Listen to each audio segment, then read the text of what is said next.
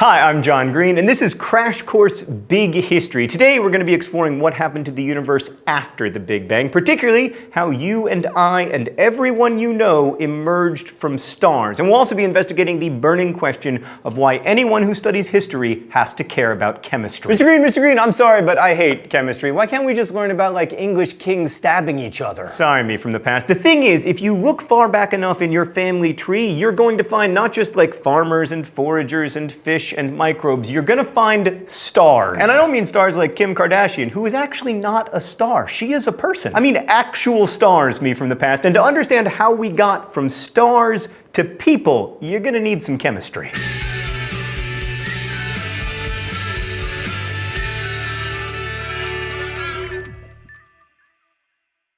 So last episode we went from the very beginning of everything to the release of cosmic background radiation, and CBR is a major piece of evidence that the Big Bang happened. Studying it closely also tells us the age of the universe, and it allows us to see the minute variations in temperature and density of the early universe, and it turns out that those tiny differences are a really big deal. So when the universe inflated from much, much smaller than an atom to the size of a grapefruit in a split second, there were quantum fluctuations, tiny little blips on the unpredictable quantum scale, and they created those little variations that we see in cosmic background radiation. And as the universe continued to expand, I mean, it is currently larger than a grapefruit, those variations in density were inflated to such a scale that gravity was able to take hold and start clumping together clouds of hydrogen and helium gas. So 380,000 years after the Big Bang, the universe was becoming an increasingly cold and increasingly boring place. Like, temperatures were no longer high enough to forge new elements, and if hydrogen and helium hadn't clumped together, nothing would have ever happened ever again. Our universe would just be a dull, homogeneous place with some clouds of hydrogen and helium gas floating around. Dull and gassy. Just like North Dakota. I'm just kidding, North Dakota. You do have a lot of natural gas, but you're very interesting. I mean, you have Mount Rushmore. What's that? Oh, I see. All right, sorry. Yeah, then, But what happened is that while the universe on the whole continued to cool, thanks to those tiny variations that emerged during inflation, certain pockets of the universe were about to get very hot. Indeed, a liberal dose of hot sauce was yet to come. Hydrogen and helium, though, are light gases. They are the lightest two elements, so light that they require very little encouragement to escape the Earth's atmosphere. But while the explosive force of the Big Bang flings matter and energy apart, gravity has the ability to pull tiny pockets of the cosmos back together, provided it has some wrinkles in the universe to work with. As gravity sucked hydrogen and helium atoms together, enormous thick clouds began to form. While the expansion of the universe continued to increase the gaps between these clouds, the density of these pockets also increased. The vastness of empty space began to be filled with tiny islands where atoms of hydrogen and helium were increasingly squished together. Despite being the lightest of all the elements, the immense amount of all that gas built pressure up in the center. Increasing pressure meant increasing temperatures. Just like after your 2 a.m. taco run, suddenly these gassy pockets were burning inside. It was in this rather uncomfortable state of heartburn that the first stars flared into life, roughly 100 million years after the Big Bang. By a billion years after the Big Bang, the universe was starting to look like what we think of as a universe, an immense vastness littered with hundreds of billions of galactic islands containing hundreds of billions of stars. And as recent work with the Kepler Space Telescope has revealed, a mind-numbing number of planets. So the universe is big. It's really big, but it's not so big that it's impossible for the average person to get a mental picture of, like, our neighborhood. Our galaxy, the Milky Way, formed from these galactic mergers with other galaxies that stopped, like, around 10 billion years ago. Our galaxy is about 100,000 light years across, which means that it takes, 100,000 years for light to get across it. And even if humans become, like, technologically capable of colonizing the galaxy in the next millions of years,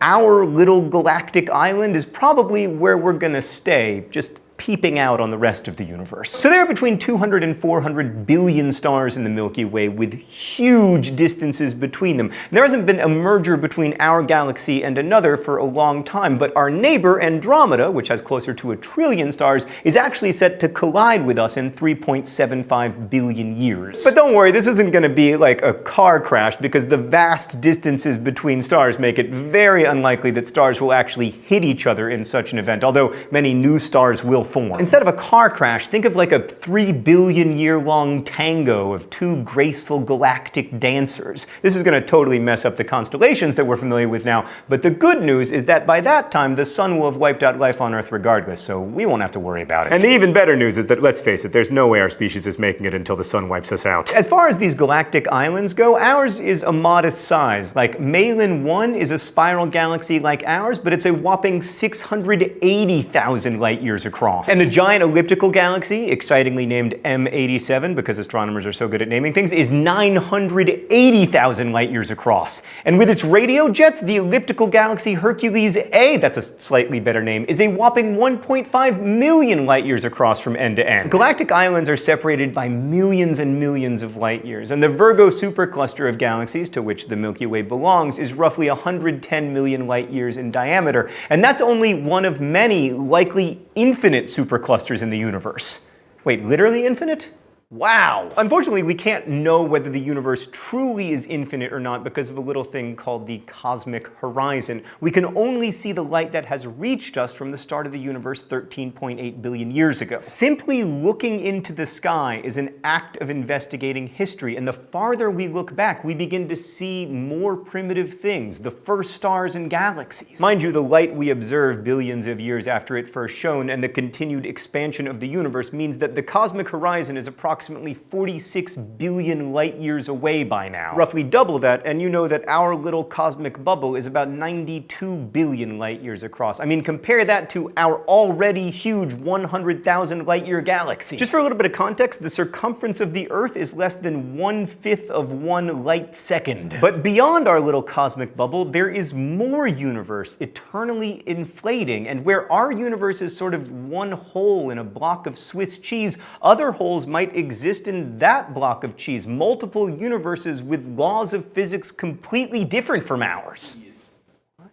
I know, right? It's nuts! It's actually more like cheese, but it's nuts! But our cosmic bubble, while it's very large, is not such an intimidating place. Like, it's pretty easy just to get a mental picture of it. A vast bubble with a lot of empty space and a light dusting of galaxies. To further this point, and don't take this too seriously, but in 2002, Carl Glazebrook and Ivan Baldry added up the light from 200,000 galaxies and determined that if you were able to stand outside our cosmic bubble and look at it with human eyes, the color of our universe would be, wait for it, beige. That's a bit of an anticlimax, so they tried to dress it up by calling it Cosmic Latte. But I don't mind beige. I mean, look, this stuff is gigantic and somewhat scary, but you can't be scared of beige. And a lot of cosmologists infuse their lessons with a sense of awe at this vast expanse, and that awe is certainly justified. I mean, the universe is literally awesome. But let me ask you this, if you lived in New York City, would you feel bashful or depressed about the size of your city compared to, say, the miles and miles of the plains of Saskatchewan? So yeah, there are millions and millions of light years of empty space. But it's empty space. One thing we find out about the rising complexity in big history is just how unique some of these tiny areas of the universe can be. This is where the action is. Enough of the pontification. Let's get back to those gassy, heartburn-suffering stars. As core regions of the gas clouds heat up, the atoms get jumpy, move faster and faster, and collide with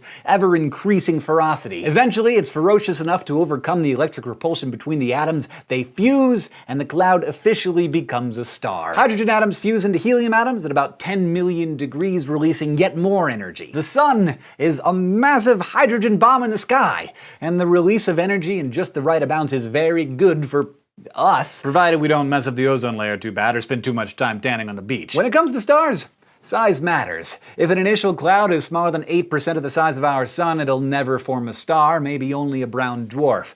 If the initial cloud is 60 to 100 times our sun, it will probably split into 2 or more regions of stellar formation. If the cloud is between 8% and 8 times the size of our sun, it has a longer lifespan. Our sun is middle-aged and will last for about another 5 billion years. Much smaller stars may have lifespans of hundreds of billions of years. Large stars sometimes only live for a few 100 million years. As all stars run out of hydrogen and helium as fuel, the outer edges of the star swells up. Fusion of heavier elements occurs, requiring higher and higher temperatures, creating heavier and heavier elements, all the way up to iron. But elements heavier than iron can't be created in stars. There simply isn't enough energy to fuse those heavier nuclei together. So how is the rest of the periodic table formed? When giant stars 8 to 60 times the size of our sun exhaust their fuel, they collapse. This may last no longer than a second, but it will be followed by a huge explosion. These explosions shine with the energy of billions of stars, and combined with proton and neutron capture, supernova are responsible for creating the heavier elements of the periodic table. Flinging out these elements, the rest of the cosmos is fertilized and nourished by the ashes of dead stars. Carl Sagan said it best: we are made of star stuff. And he really meant that. I mean, you see this globe? It was made in the belly of a star. You see your computer? Made in the belly of a star. Your dog? Made in the belly of a star. Your right hand? Made in the belly of a star. Your left hand? Potentially made in the belly of a different star. Stellar evolution bridges the gap between the mind-boggling origin of our universe and the tangible material stuff that you see around you. And in fact, the tangible material stuff that you are. Humans haven't just appeared out of nowhere. We've changed form. We used to be much hotter, of course. I mean, temperature-wise. This is why chemistry is important to understanding the grand narrative of 13.8 billion years.